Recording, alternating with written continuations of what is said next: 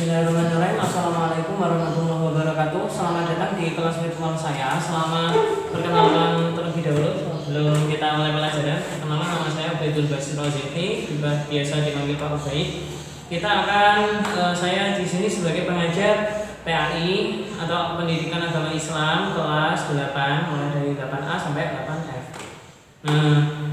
Selama satu semester nanti kita akan berjumpa di dalam kelas ini. Sebelum kita memulai pembelajaran, mari kita berdoa semoga ilmu yang kita terima pada hari ini bisa bermanfaat di kemudian hari. Berdoa mulai.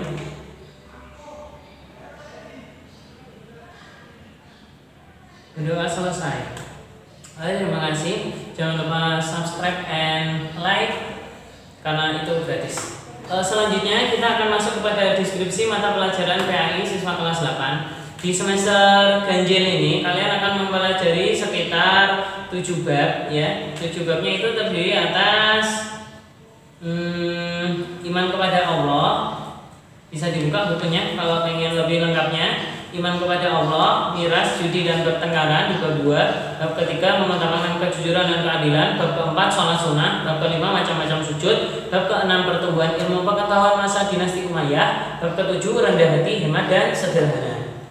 Terus selanjutnya sistem penilaian yang pertama adalah kehadiran, yang kedua pengumpulan tugas dan ulangan harian. Pokoknya ngumpulin tugas dan juga ulangan harian. Dan juga melihat yang namanya video pembelajaran karena banyak soalnya nanti yang keluar di tugas itu didapatkannya dari video pembelajaran ini. Jadi kalian paketannya harus kenceng. Kalau misalnya paketannya nggak kenceng karena lihat YouTube kan, kalian bisa gabung ke warung-warung kopi terdekat.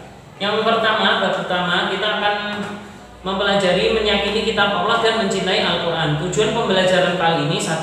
Mengetahui 4 kitab Allah yang diturunkan kepada manusia. 2. Mengetahui perbedaan cara mengimani kitab Al-Quran dan kitab sebelum Al-Quran. 3. Penerapan perilaku toleransi yang ada di dalam kehidupan sehari-hari. Terus selanjutnya perhatikan gambar berikut. Ini ada 5 rumah ibadah yang ini dibangun di lahan sekitar 2 hektar. Ini 5 rumah ibadah ini berjentrek-jentrek atau saling berdampingan satu sama lain. Ada masjid, ada gereja Katolik, ada gereja Protestan, ada pura, ada Tridharma atau vihara untuk agama Buddha. Nah itu. Ini tempatnya di mana sih, kalian pasti penasaran. Ini tempatnya itu di daerah Bali. Di daerah Bali namanya adalah Puja Mandala, merupakan kompleks 5 rumah ibadah yang dibangun di atas lahan 2 hektar dan terdiri atas 5 tempat ibadah yang pembangunannya itu berlangsung mulai tahun 97 sampai 2005. Jadi nggak langsung bangunnya. Bangunnya itu mulai dari tahun 97 sampai 2005. Nah, ini letaknya di Nusa Dua. Jadi kalau kalian pengen ke Bali sekalian mampir di Puja Mandala ini. Nah, Puja Mandala ini dibangun sebagai satu cerminan Bhinneka Tunggal Ika, dan pada ini urutan pembangunannya tahun 97. Pertama adalah yang dibangun Masjid Ibnu Battuta, terus selanjutnya Gereja Katolik Bunda Maria Segala Bangsa dan Gereja Kristen Protestan Bukit Doa. Kemudian tahun 2003 dibangun yang namanya Vihara Buddha Guna, dan tahun 2005 Pura Jagatnata ini dibangun. Jadi pembangunan terakhir itu dibangunnya Pura Jagatnata. Jadi ini menunjukkan bahwasanya negeri kita adalah negeri yang sangat beragam, multikultural, multi etnis, multi bangsa, multi agama, dan saling menjunjung tinggi toleransi. Dan itu sudah diajarkan sejak zaman Majapahit dengan semboyan negara kita namanya Bhinneka Tunggal Ika. Terus selanjutnya ini adalah gambar gulungan Taurat. Gulungan Taurat ini merupakan kitab sucinya agama Yahudi. Agama Yahudi itu dibawa oleh Nabi Musa dan itu masih dipercaya di daerah Israel sana. Tempat ibadahnya namanya adalah sinagog. Jadi wujud asli yang namanya Taurat itu wujudnya ya gulungan gini, gulungannya panjang banget. Terus selanjutnya kita akan mempelajari ini gambarnya adalah kitab Injil. Kitab Injil itu kalau di dalam agama Katolik atau Protestan namanya adalah Alkitab. Nah, Alkitab terdiri atas Perjanjian Lama dan Perjanjian Baru. Nah, setelah itu kita akan lanjut, ada yang namanya ini Katedral Santa Catherine di Mesir. Nah, jadi apa nih hubungan Katedral Santa Catherine di Mesir dengan Nabi Musa? Ternyata di Katedral Santa Catherine ini ada yang namanya semak berduri. Nah, ini adalah gambar semak berduri. Semak berduri itu apa? Semak berduri itu kisahnya gini. Kisahnya itu diceritakan di dalam surat Toha. Maaf. Diceritakan di dalam surat Toha ayat 9 sampai ayat 14, yaitu kisahnya Nabi Musa. Itu intinya seperti ini. Pada waktu itu di gurun kan keadaannya sangat dingin. Kemudian ketika di gurun keadaannya sangat dingin itu, Nabi Musa pada malam hari itu mencari api. Terus Nabi Musa melihat api di atas bukit, dan api itu membakar sebuah semak-semak, tapi semaknya itu nggak terbakar. Itu anehnya seperti itu. Maka ketika Nabi Musa itu datang mau mengambil api itu, kemudian suara Tuhan berfirman, Allah berfirman, "Hai Musa, sesungguhnya aku inilah Tuhanmu, maka tanggalkanlah kedua terompahmu," artinya sepatunya dicopot, "sesungguhnya kamu berada di lembah yang suci atau tua, dan aku telah memilih kamu, maka dengarkanlah apa yang akan diwahyukan kepadamu. Terus sesungguhnya aku ini adalah Allah, tidak ada Tuhan yang hak selain aku, maka sembahlah aku dan dirikanlah sholat untuk mengingatku. Innani anallahu la ilaha illa ana fa'budni wa aqimis sholata lidzikri." Itu yang dijelasin di surat Toha ayat 14. Jadi itu merupakan tempat, biara Santa Catherine merupakan tempat di mana Nabi Musa ditunjuk pertama kali sebagai nabi. Jadi ini pengangkatan Nabi Musa sebagai nabi dan rasul itu di biara Santa Catherine ini. Ini ada di Mesir. Jadi sekitar kalau mau berkunjung ke Mesir itu, mau menuju ke Gunung Sinai itu, di situ ada nama-nama biara Santa Catherine. Di dalamnya juga ada masjid. Itu sama Khalifah dulu dibangun masjid itu karena apa? Karena dulu biaranya itu senantiasa diganggu sama orang-orang Badui. Tapi dibangun masjid itu cuma sebagai simbolis saja, soalnya menghadapnya itu bukan ke arah Mekah kiblatnya, tapi masih ke arah Palestina atau Yerusalem. Oke, selanjutnya itu. Jadi tadi pohonnya ini pohon semak berduri ini pohonnya terbakar, tapi itu tidak apinya itu tidak menghanguskan yang namanya pohonnya. Sampai sekarang pohonnya masih hidup. Terus selanjutnya ini adalah Bukit Tursina dan 10 perintah Tuhan. Nah, di atas bukit ini Nabi Musa berpuasa selama 40 hari 40 malam. Terus setelah itu langit itu berubah menjadi gelap. Kemudian Tuhan berfirman di atas Bukit Sinai, Bukit Tursina ini, dan Tuhan memberikan 10 perintah Tuhan. Nanti kita akan jelaskan 10 perintah Tuhan itu seperti apa di slide berikutnya. Terus selanjutnya nextnya 10 perintah Tuhan itu ini sudah dijelasin ya.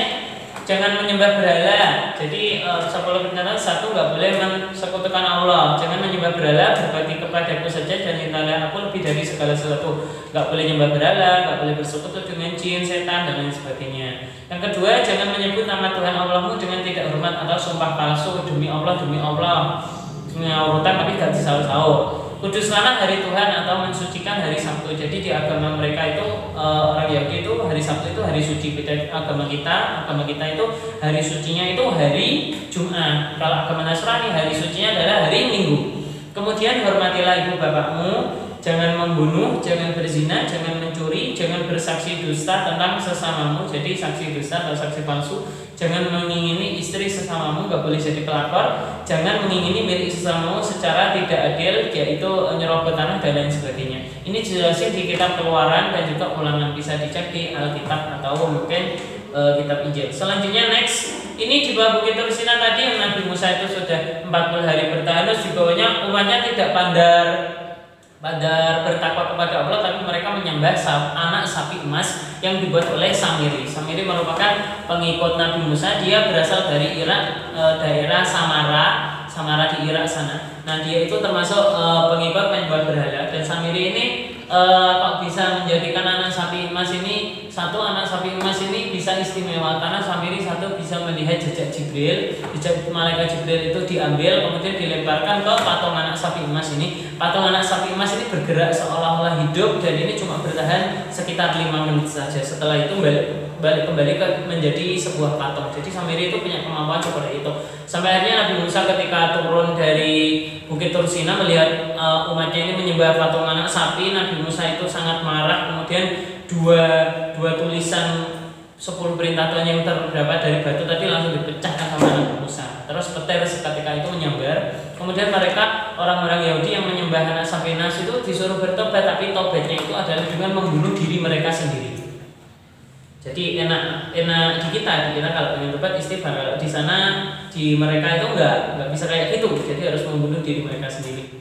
karena tobat dari mensekutukan Allah. Yang selanjutnya ini adalah situsnya makam Nabi Daud yang ada di Hebron sana. Jadi kalau berkunjung ke Hebron itu masuk makam Nabi Daud, tapi ini sudah dijadikan sinagog sama orang Yahudi. Karena apa? Karena orang Yahudi itu Nabi Daud, Nabi Sulaiman itu termasuk nabi yang disucikan oleh mereka. Selanjutnya next adalah ini gereja Nativity. Gereja Nativity merupakan tempat kelahiran Isa Al-Masih atau tempat kelahiran Yesus. Di sini Nabi Isa itu dilahirkan. Ini terletaknya di Yerusalem atau Bethlehem ya. Ini tempat kelahirannya Nabi Isa.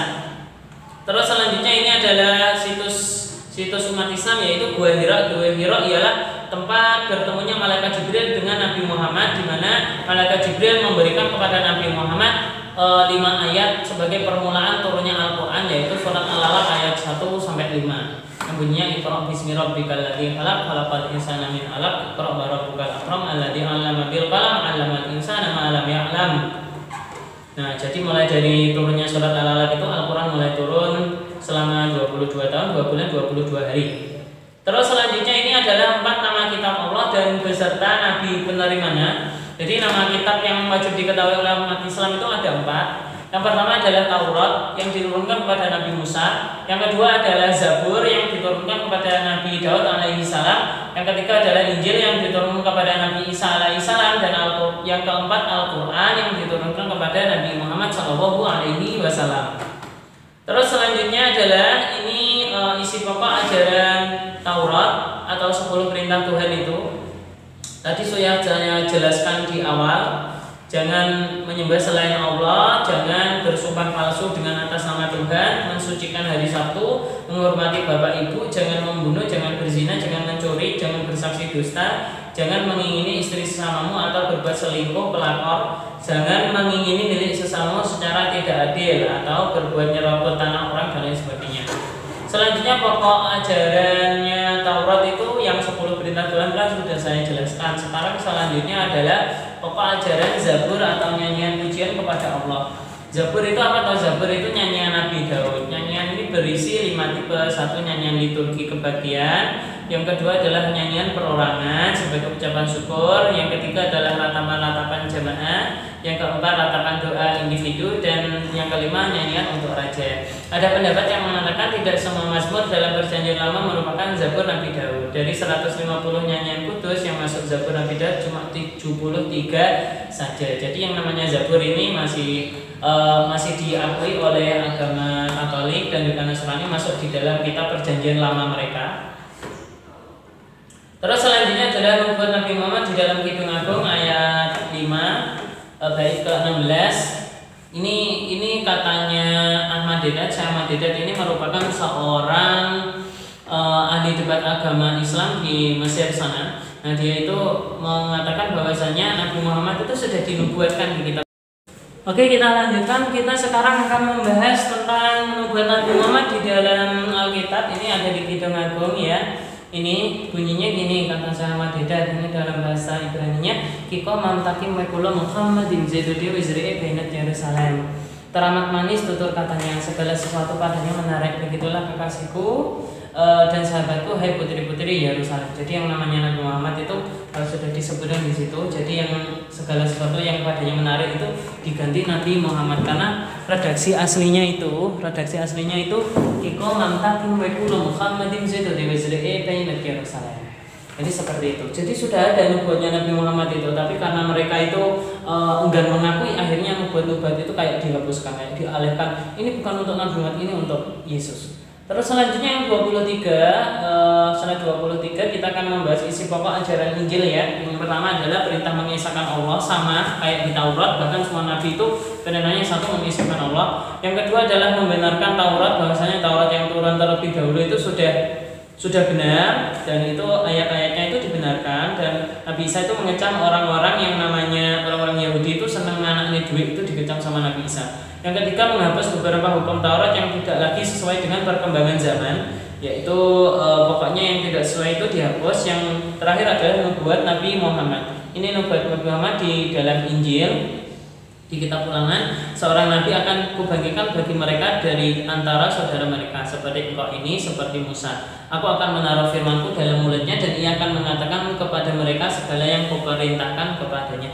Jadi seorang nabi yang akan kubangkitkan seperti engkau ini Musa. Jadi Nabi Muhammad sama Nabi Musa itu hampir sama. Mereka ini ketika orang Katolik mengatakan bahwasanya nubuat ini diperuntukkan bagi Yesus itu nggak sama seperti Nabi Musa. Kita tahu Yesus itu nggak punya bapak. Kalau Nabi Musa kan punya bapak, punya ibu juga lengkap. Jadi perbedaannya seperti itu. Jadi yang seperti Nabi Musa itu kita rujuk bisa dirujukkan kepada Nabi Muhammad. Terus selanjutnya adalah ada yang namanya pokok ajarannya Injil kan seperti itu, sudah saya sebutkan tadi. Sekarang pokok ajaran Al-Quran yang satu adalah akidah, sudah disebutkan di 6 rukun iman ya. Iman kepada Allah, iman kepada kitab, rasul, malaikat, nabi, hari kiamat, qada dan qadar. Terus yang kedua itu ada akhlak, adab, keseharian, itu sudah dikompleti di dalam Al-Quran. Terus ada tata cara ibadah, sholat, zakat, dan ibadah lainnya. Misalnya kalau di Al-Quran waqimis sholat, tapi tata caranya dijelaskan di dalam hadis. Cara mengangkat tangan seperti apa, cara takbiratul ihram seperti apa, itu dijelaskan di dalam al-hadis. Yang keempat, muamalah hubungan sesama manusia termasuk jual beli, nggak boleh riba dan lain sebagainya. Yang nomor 5 adalah tarikh sejarah kaum terdahulu seperti kisahnya Fir'aun, Haman, Qarun dan lain sebagainya. Terus selanjutnya adalah perbedaan cara mengamini. Kalau kitab terdahulu itu diketahui sejarah dan diyakini keberadaannya. Kalau kita terdahulu seperti itu, karena kalau kita ikut meyakini atau mengimani itu nggak mungkin banget. Karena apa? Karena setiap agama itu mempunyai pokok-pokok kepercayaan yang berbeda dengan satu sama lain. Terus yang itu apa itu? Kalau Al-Quran itu diketahui sejarahnya, diyakini keberadaan, dibaca dan dipahami dan pula dipedomani isinya. Jadi kalau Al-Quran itu lebih komplit dari kitab sebelumnya, maka dia harus diketahui sejarah, diyakini keberadaan, dibaca, dipahami dan dipedomani isinya. Nah, perbedaan Al-Quran dengan kitab terdahulu, kalau di Al-Quran itu karena mukjizat dari Tuhan itu bisa dihafal, bahkan anak kecil, orang buta, orang tuli, orang bisu itu bisa menghafal Al-Quran. Kalau kitab terdahulu itu tidak bisa dihafal. Nah, kalau Al-Quran itu kitabnya itu sanadnya mutawatir dan itu antara apa yang diucapkan oleh Nabi dengan apa yang kita terima 1400 tahun setelah Nabi Muhammad wafat itu sama. Bahkan kalau kita cek yang namanya Museum Al-Quran yang ada di Alexandria Mesir, jadi Al-Quran pertama itu besarnya itu semeja ini, meja kelas itu, semeja kelas itu dibuat dari kulit rusa dan tulisannya itu qattufi itu kotak-kotak, tidak ada harokatnya, tidak ada antara ba, ta, tha, itu hampir sama semuanya, tidak ada harokatnya sama sekali. Kalau kita disuruh baca sekarang nggak bisa, tapi bunyinya itu apa yang diucapkan oleh misalnya Nabi Muhammad terlebih dahulu sampai dengan saat ini itu sama. Misalnya surat Al-An'am qul huwallahu ahad Allahus samad, dari dulu sampai sekarang ya sama bunyinya. Itu yang menjadikan berbeda. Jadi Al-Quran itu terjaga. Bahkan kalau ada orang yang memalsukan Al-Quran itu pasti ketahuan. Dan alhamdulillah negara kita punya lembaga pentasheh mushaf. Jadi setiap mushaf yang akan diterbitkan harus mempunyai surat keterangan dari lajnah itu, pentasheh mushaf terlebih dahulu, supaya diketahui ini benar nggak ayatnya atau ada yang dipalsukan nggak. Jadi Al-Quran itu senang terjaga sepanjang masa, sepanjang usia, sepanjang pokoknya itu Allah sudah janji nih menjaga Al-Quran. Terus selanjutnya ini perbedaan kitab dan suhuf. Kitab itu wujudnya buku, isinya lebih lengkap, berlaku lebih lama, nabi penerimanya 4 nabi di atas. Jadi kalau kitab itu buku, kalau suhuf itu lembaran. Gampangnya ini buku ini terdiri atas berlembar-lembar, ini jenisnya buku. Tapi nek sak lembar ini jenisnya suhuf. Suhuf itu cuma lembaran, kalau kitab itu buku. Nah, karena kitab itu berupa buku, tentunya isinya lebih lengkap. Kalau suhuf isinya kurang lengkap. Terus yang nomor 3, kitab itu berlaku lebih lama. Jadi kitab itu berlaku lebih lama. Jarak antara Nabi Musa sama Nabi Daud itu sekitar 3000 tahunan lah. Ya sekitar segitu. Itu jadi lakunya lebih lama. Terus kalau suhuf itu bersifat temporer itu ya nanti kan misal kayak kalian buat surat izin kan temponya 1 hari, masuk sesuk ya surat izin yang lama kan nggak mungkin diperbarui lagi.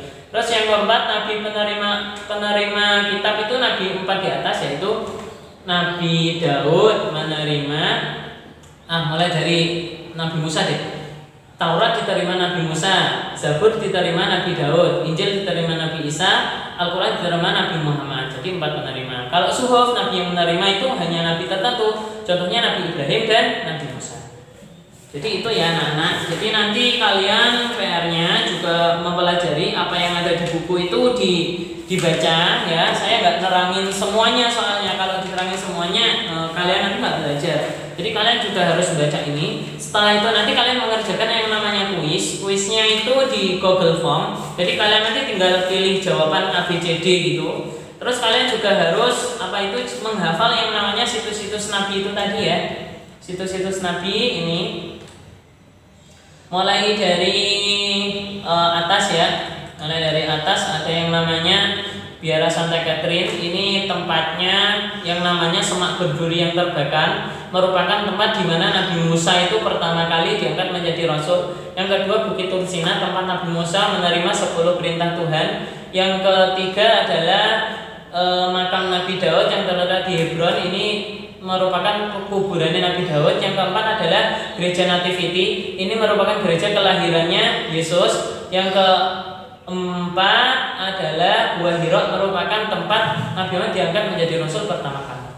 Sekian, jangan lupa subscribe, tugasnya dikerjakan. Kalau ngerjakan Google Form itu boleh kok open book nanti ulangannya. Tapi gini, ketika kalian berpindah dari slide yang ada Google Formnya berpindah ke slide yang lain, misalnya kalian browsing itu nanti baleni dari awal. Jadi kalian jangan open itu, jadi jangan browsing menggunakan satu HP. Kalau bisa ke warnet monggo silakan. Atau mungkin bareng sama temannya gitu, atau pinjam HP-nya temannya, pinjam HP-nya kakaknya, monggo. Yang satunya buat browsing, yang satunya buat mengerjakan. Karena ketika berpindah slide itu nanti langsung hilang. Jadi baleni dari awal lagi. Sekian, wassalamualaikum warahmatullahi wabarakatuh.